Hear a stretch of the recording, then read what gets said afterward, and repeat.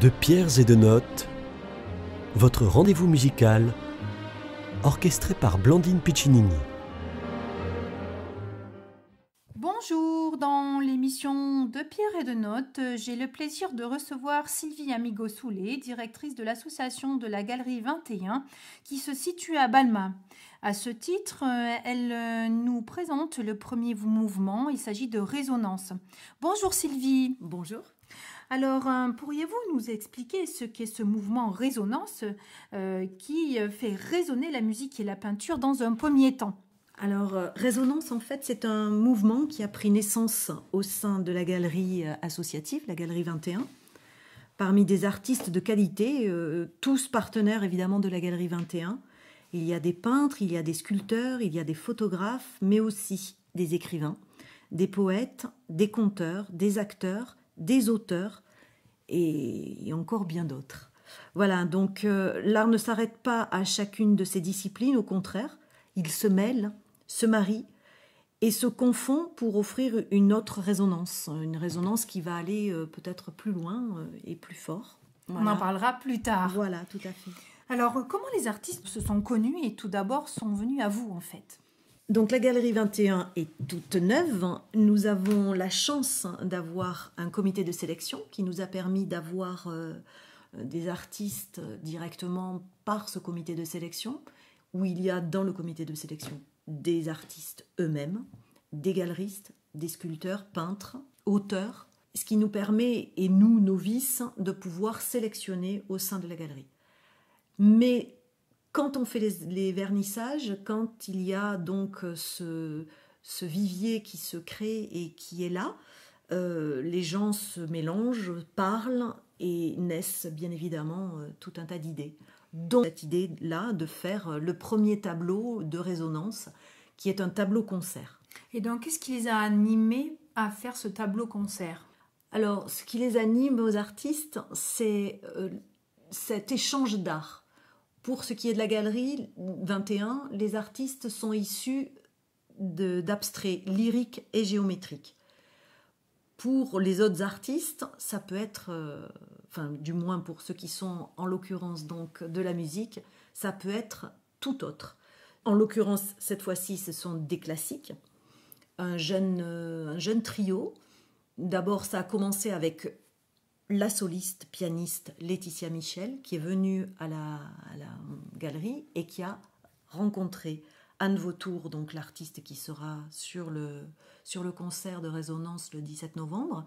En même temps qu'elle faisait ce vernissage, elles se sont rencontrées, mais de façon improvisée.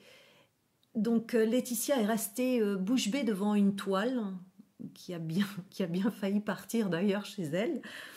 Et Anne a rencontré la musique de Laetitia Michel, et chacune de leur côté.